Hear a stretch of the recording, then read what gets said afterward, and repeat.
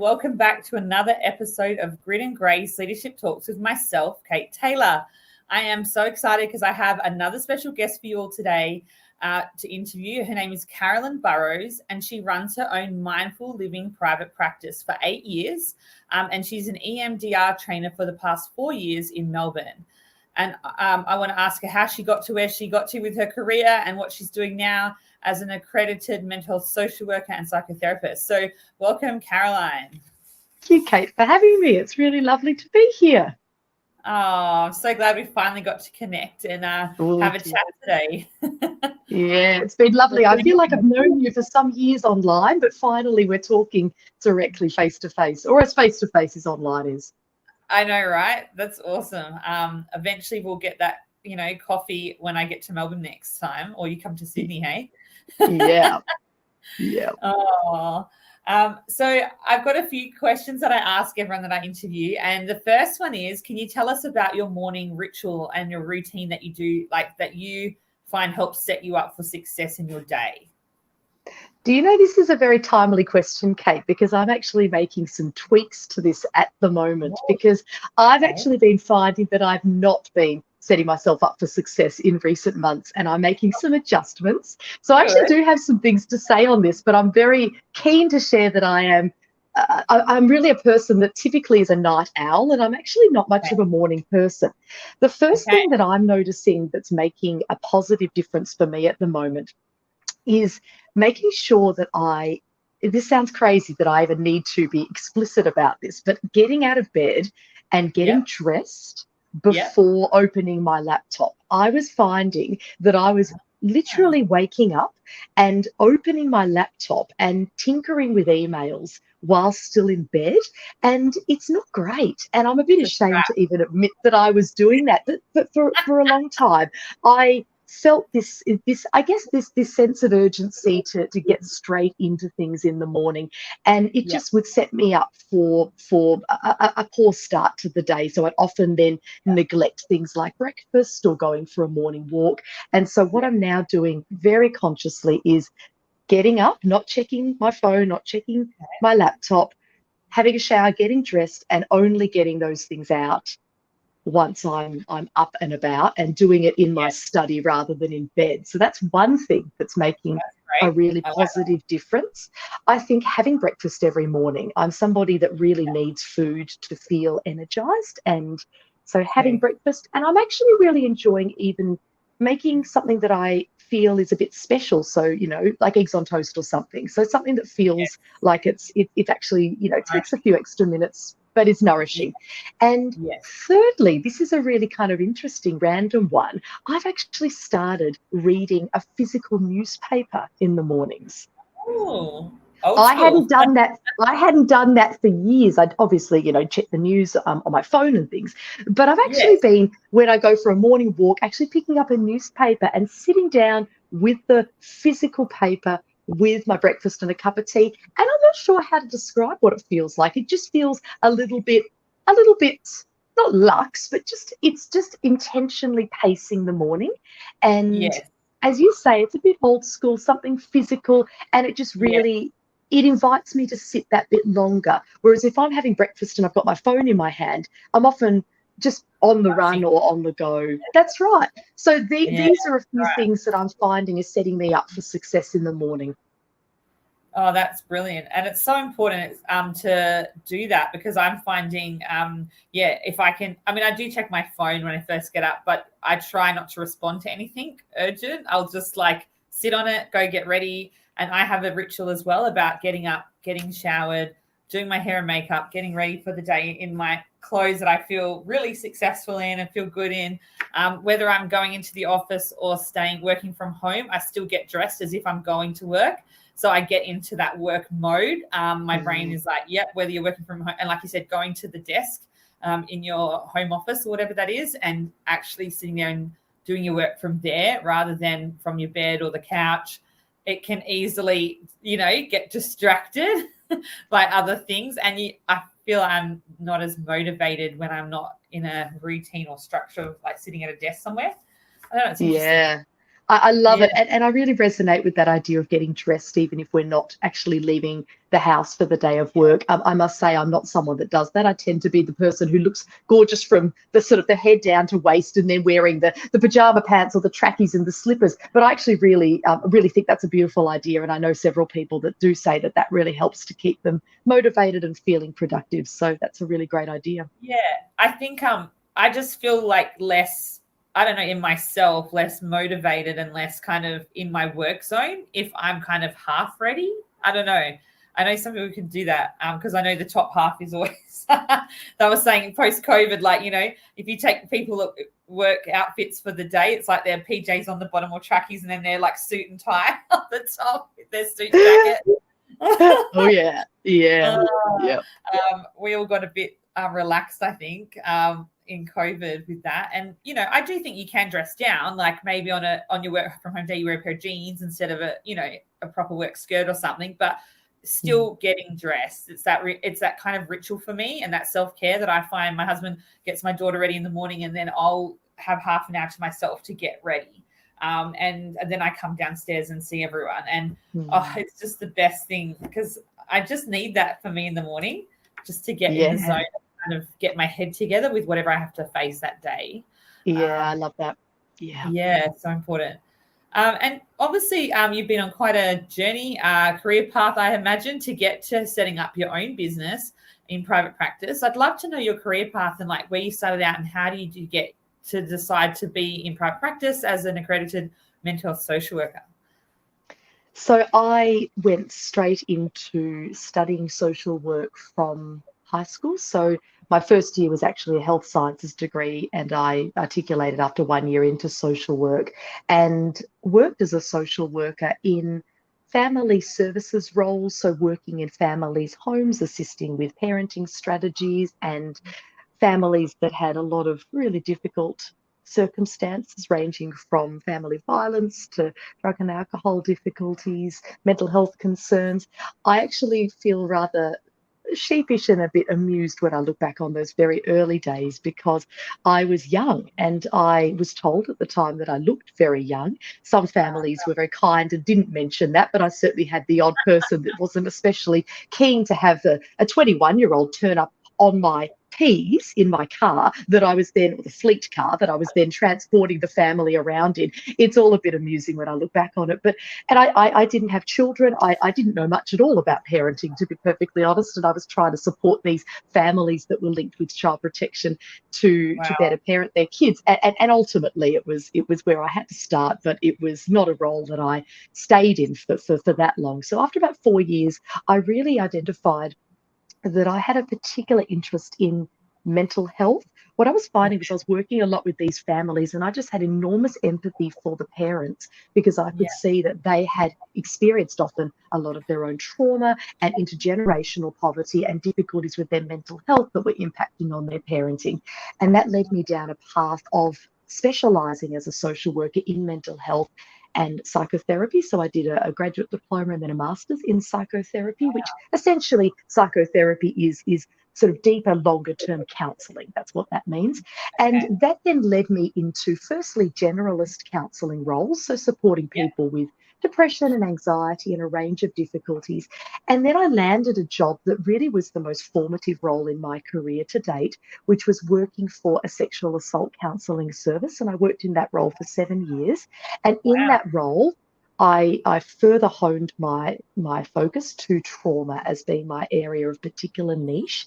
And that led me to learn, amongst other trauma therapies, something called EMDR, which is eye movement desensitization reprocessing, which is a trauma-focused psychotherapy. And that then really was the turning point in my career. So I have dedicated really the last 10 years of my career to my special interest in EMDR.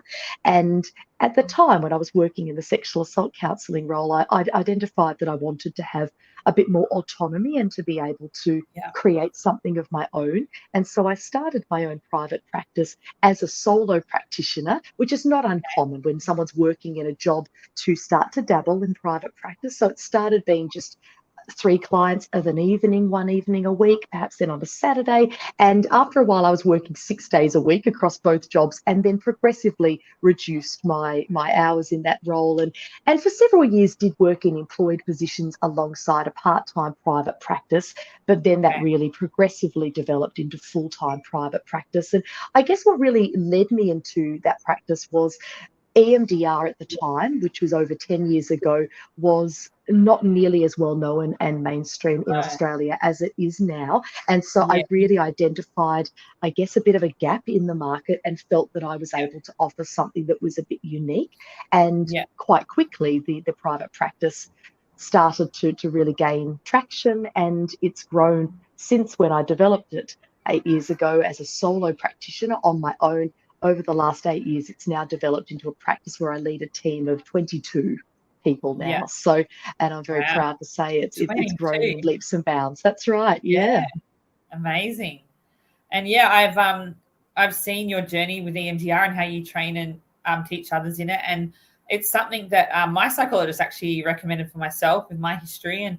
And I'm curious. You know, I haven't actually done it yet, I'll be honest. He keeps saying, you've got to find a time in your life where you haven't got lots going on so you can really get the most out of it. So I'm still deciding when to do that. But I think it's really important, I think, with people who have gone through trauma, who have gone through, you know, traumatic grief and loss or things like that in their life where I guess, is it also recommended for people that like trauma maybe from childhood and then they come as an adult, they're going, I want to process this in a deeper way? Like, when would you recommend EMDR to people? Yeah, that's right. Essentially, it is a therapy that is concerned with the link between the difficulties someone's having today. So that could be depression, it could be anxiety, it could be self-worth issues, grief and loss, it could be a range of issues. What is the link between today's issues and past experiences? And I would actually encourage people not to just think trauma, but just to think painful life experiences that have not felt, that the person feels that they have not been able to overcome. So that could be in childhood, it could be very early experiences of feeling unwanted or unloved or neglected. It could be bullying at school. It could be those more sort of traditional traumatic event, things like a car accident or a bushfire or an assault. It certainly can be traumatic loss. It can be medical experiences that have been really difficult. It could be relationship breakups. It could be a redundancy. It could be any experience in our life that has impacted us in a negative way and is continuing to have a legacy today. Wow. And how many sessions do most people usually have, depending on their need or what they come for? Like, do you find there's a recommended amount that usually people have? It's really difficult to say because it depends on the specific circumstances. If a person was coming with a fairly contained issue such as anxiety driving because of a car accident, we may well be able to resolve all of that within, say, 5 or 6 sessions. If a person's wanting to work on deeper experiences in their young years, their childhood or adolescence, then that typically would take several months at least. Okay.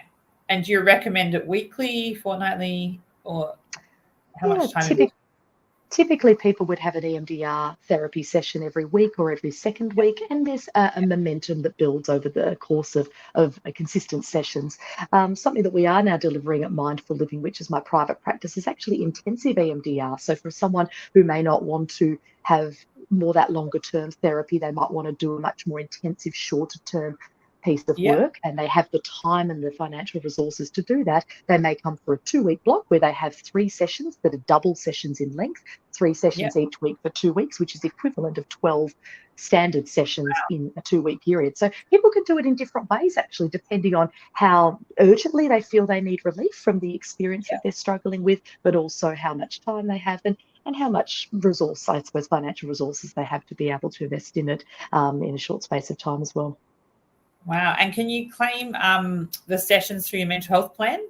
Is that something certainly you can do? Yes, so it's a subsidy through Medicare, so there's an out-of-pocket gap, but there is certainly an assistance that Medicare can provide to essentially offset the fee.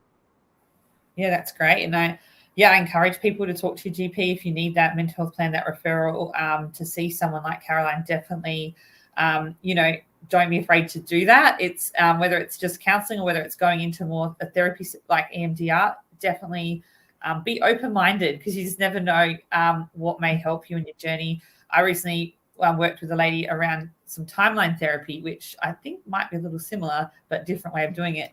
And it's helped me process a lot of stuff that I didn't realize was coming from childhood stuff too. So that's been really powerful for me. And kind of, when you're just like, oh, I feel like there's something missing and I can't quite put my finger on where this comes from or why I'm feeling this way.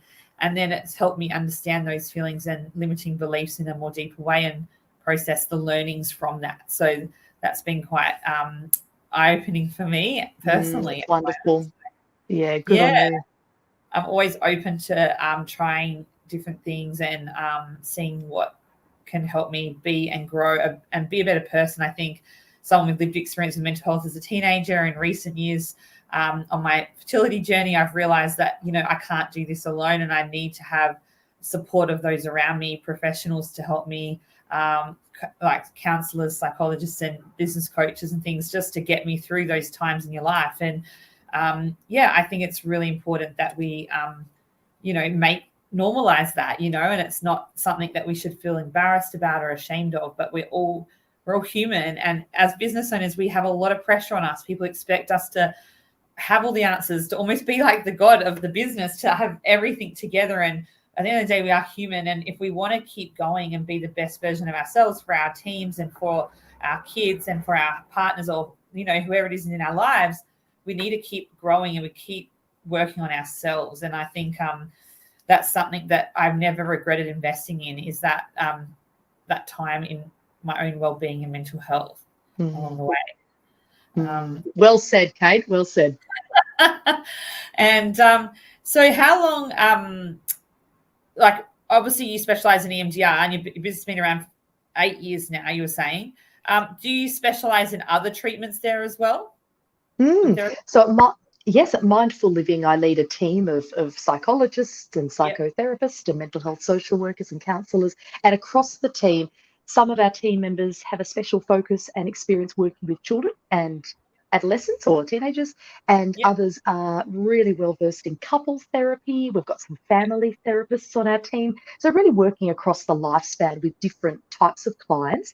And with regards to other psychotherapies or models of therapy in addition to EMDR, the name Mindful Living stemmed really from my grounding or my foundational skills in something called mindfulness that you might have heard of before. Okay. It's quite a popular concept in our Western culture these days, but that idea of really taking steps to stay as present in the here and now as we can, and to anchor ourselves in the here and now rather than spending our lives essentially dwelling on or regretting the past or fearing the future.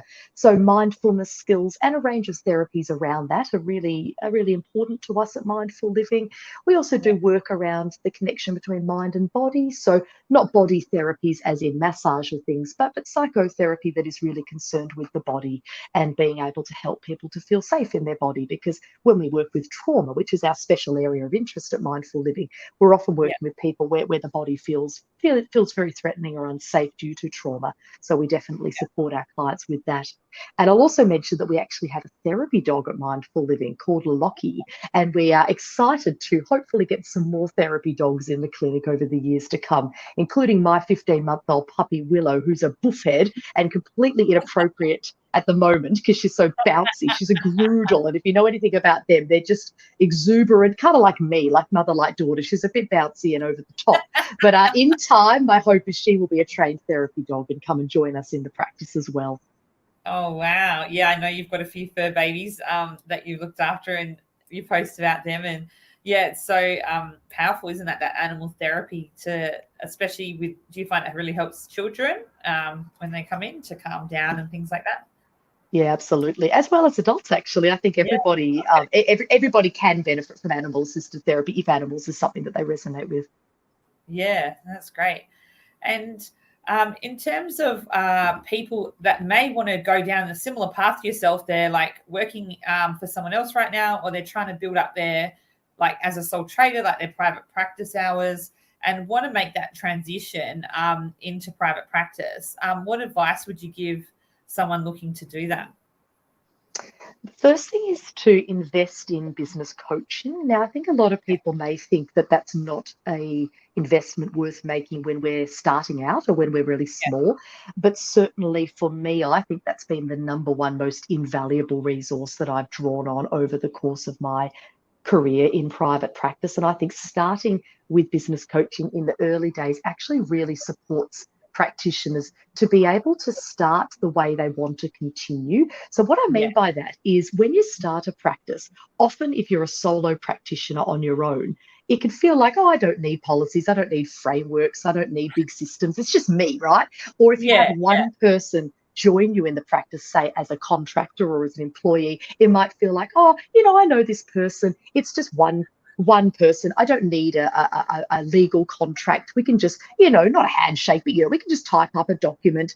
I remember my first contractor that I had, so a clinician that worked in my practice who saw clients in my business and worked for me in a contracting capacity. Because we knew each other from a previous job, we had a very informal arrangement whereby she would invoice me by sending me a text message every fortnight. Oh, I've seen 20 clients this fortnight. You owe me this amount of money. Now, we often laugh about it because she's still in the business now. So that's a good news story where it's worked well. But I've certainly had occasions where starting off really informally has then become really challenging when the practice grows. Yes. And formality is a necessity as it grows. And then having to bring in more formal documentation and expectations can actually be really awkward if you started off on more of that friendship level or where it's been really casual. And I actually think that if I'd had business coaching from the very beginning, I probably would have avoided that pitfall. I think I would have been given the advice from the beginning that you don't need to spend $20,000 on legal contracts, but make sure you start things off formally. You make sure that you've got things and systems in place that are going to just set you up for success. So I think that's the first thing. And the second thing for me is about, the second thing for me is about having peer support. So connecting in with a network of other business owners. And for me, that hasn't just been business owners in the allied health space that I work in. It's actually also been business owners, women particularly, across all industries. But I've done various group coaching programs, and I have developed such close and supportive friendships with other business owners because, as you would know, Kate, it's a unique experience to run one's own business. It's deeply rewarding and meaningful, but it's extremely challenging. And I think to have that peer support so that when something goes wrong or something happens, inevitably there will be challenges.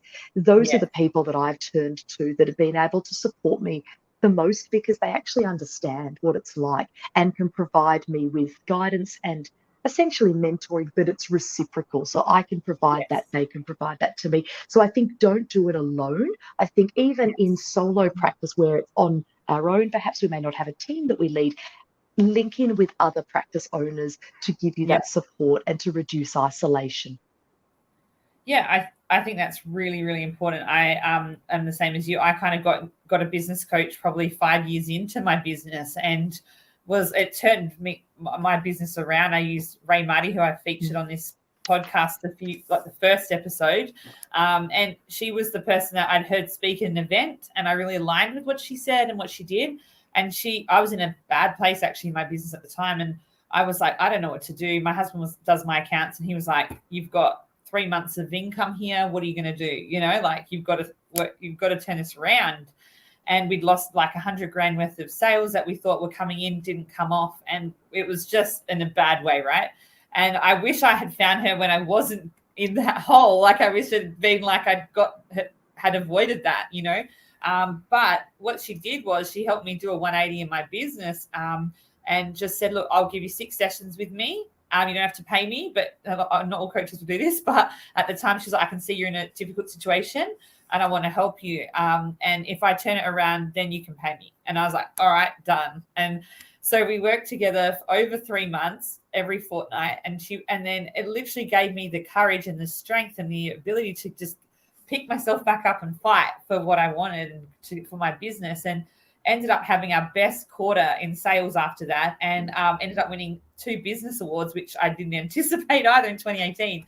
So, it just goes to show it's like if you want to get fit, you go to PT, right? Or if you want to be even Olympic athletes will get a coach, to help them become the best and to stay at that peak level.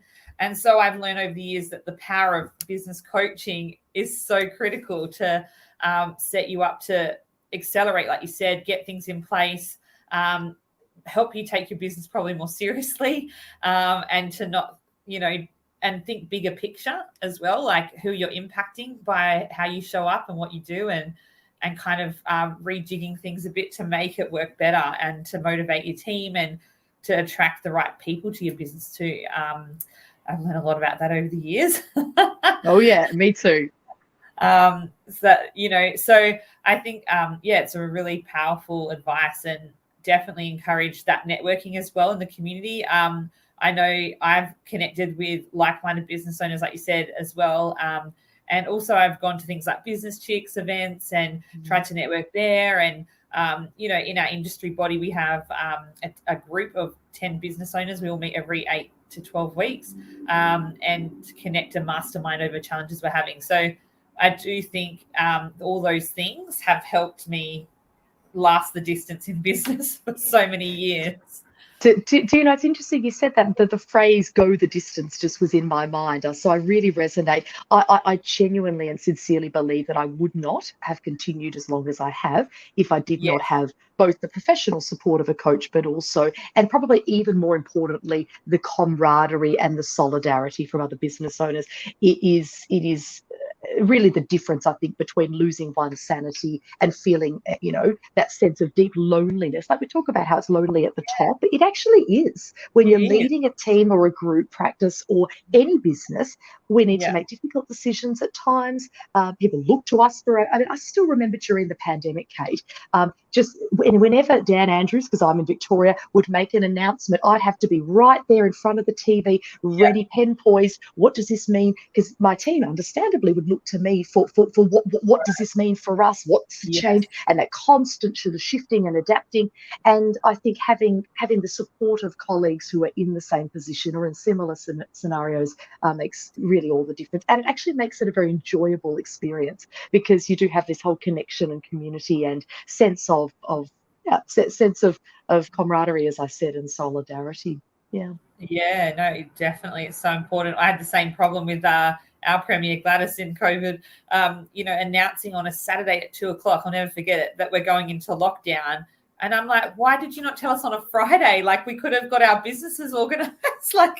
And I had this gut feeling we were going to go into lockdown. And trusting your intuition is so important, because I was like, I said to myself, let's just go into the office and sort a few things out. I just have this feeling I need to get organized, and because I don't know what's coming. And thankfully I did. I'd gone and done a big grocery shop the day before, so I wasn't frantically going to the supermarket like everyone else. And I'd gone into the office to set up everything. And I said to the team, if you need stuff to be working remotely, we weren't set up for that. I had to say to them, come and get it. You've got today to come and get it.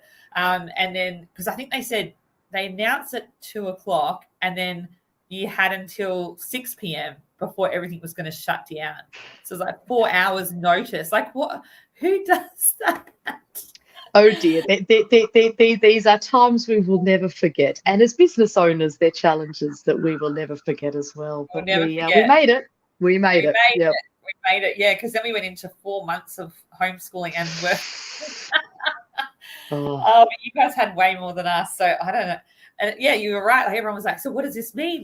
And then we were like, well, we're trying to work out what it means too. As business owners, what's that going to impact us and our clients and everyone? But what it showed me was that this is a good point, that I started having my psychology sessions on Teams or Zoom, I think it was, with my psychologist. And actually now, if I don't have time to go in and meet him, I quite enjoy just having a Zoom with him and just, talking about whatever's going on for me for an hour. And, same with my business coach. She's based in Canberra and I'm in Sydney. So it just goes to show that the best person for you and your problems and what you're trying to process or deal with may not be in your local area. So don't be afraid to look nationally for the right person to work with, because I found Teams just as powerful as face-to-face. I know face-to-face, you can't beat it, but you know what I mean? I found it equally just as beneficial and perfect during COVID to do that telehealth session instead, to still keep getting what I need. And it also kept, the psychs in business, I guess, during that time to be able to do that, right? Because some businesses you just have to be in person. So, it's great that you've been able to set that up now, I guess. Do you offer telehealth at your business for people? Yeah, we do. And that's both the therapy at Mindful Living, but also my training and consultancy as well. It's actually really opened up so many more possibilities to, as you say, to go nationally. And it means that I now provide mentoring and essentially not coaching as in business coaching, but I do a lot of what we call professional consultation in EMDR. So that's supporting EMDR trained mental health clinicians. We meet either one-on-one, I meet with them, or in a small group, and I teach them essentially and support them and provide them with guidance as they use EMDR in their clinical practice. And I do that online, and that enables me to see people from all over Australia. And certainly at Mindful Living, we deliver that therapy online as well as in person. Yeah, it's definitely changed up how we do business. And it means I don't get to Melbourne as much now because all my clients are happy just to do a Teams. I'm like, I want to come and visit. They used to roll out the red carpet for me when I'd come to Melbourne. And now it's like, oh, I don't know if I'll be in the office that day. Oh, I'm working from home. Can we just do a Teams? And I'm like, it's so funny. I know. So in terms of, as yourself as a business owner, obviously building a big private practice now, and doing that training, and I guess hearing a lot of, in the work you do, a lot of, vicarious trauma that you might receive from hearing stuff that you hear. What do you do for your own well-being and mental health to keep yourself in check? I know you mentioned coaching, but is there anything else that you would recommend that you do? Yeah, well, I love my beautiful dog Willow, and I find animals are a way that I can really, I guess, shed the stress of the day and essentially just let my playful inner child, so to speak, really come and have a bit of fun. So I do a lot of rolling around on the floor, a lot of just essentially just being silly. I love being able to just decompress that way, and I find animals help me to do that. I also find that walking Willow every day also gives me, I guess, a reason to get out and to get fresh air and to exercise. I'm one to neglect exercise. I don't actually enjoy exercise very easily. I tend to overwork. That's my difficulty. But I find that exercise is important. As I mentioned with the idea of mindful living, I certainly find mindfulness practices and even just pausing and taking, slow, deep breaths and feeling my feet on the ground and naming in my mind, some things that I can see around me or hear around me or touch, essentially to drop an anchor or to get grounded in the present moment. I find those are very important and helpful practices.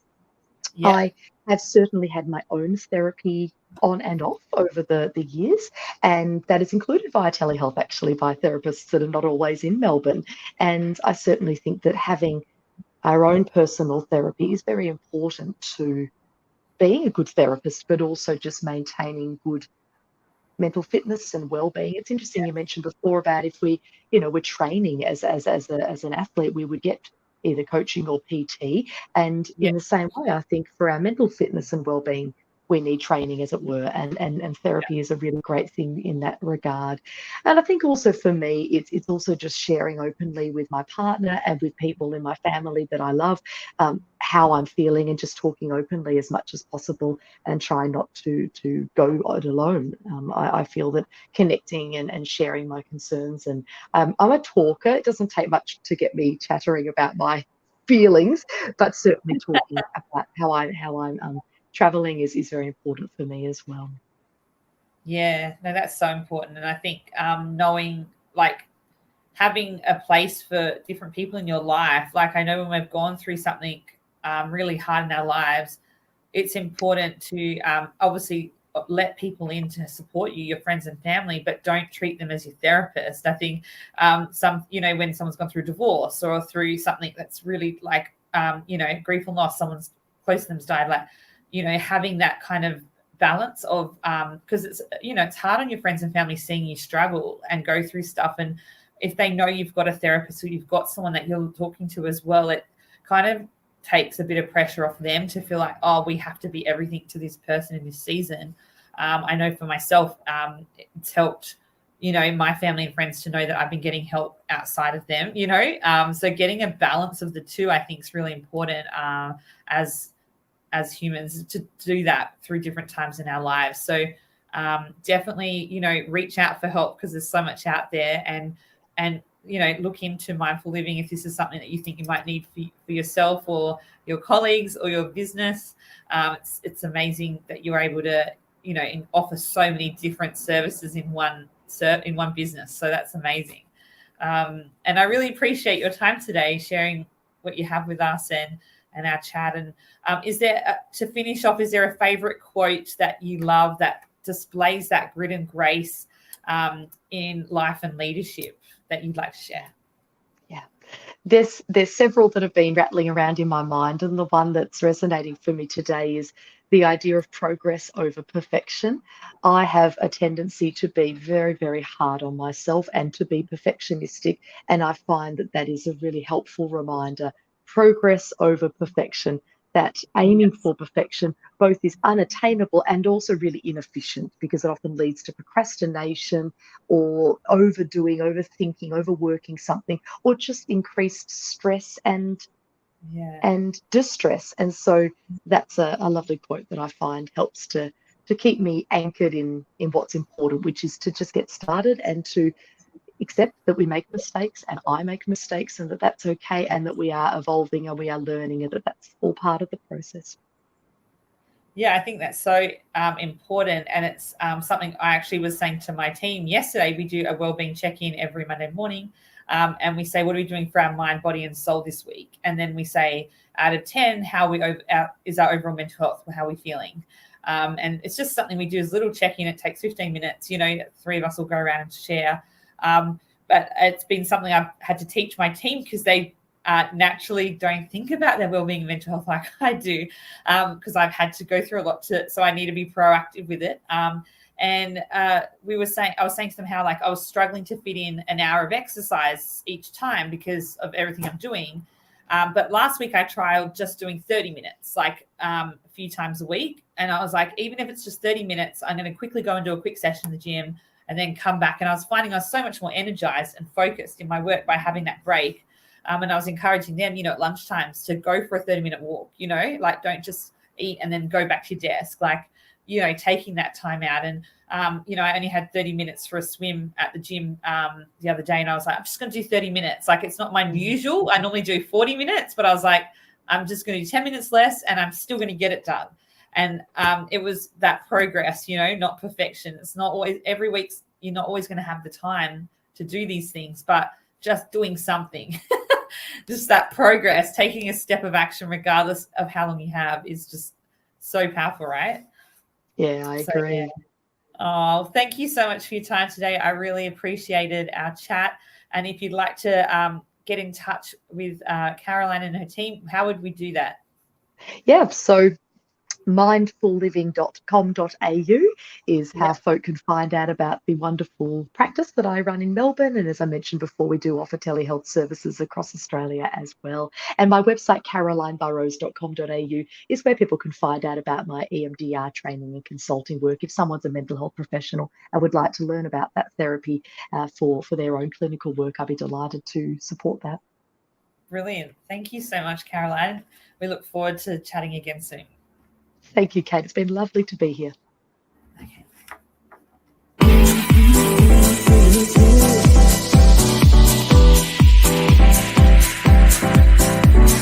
Telling me to dance, taking a chance.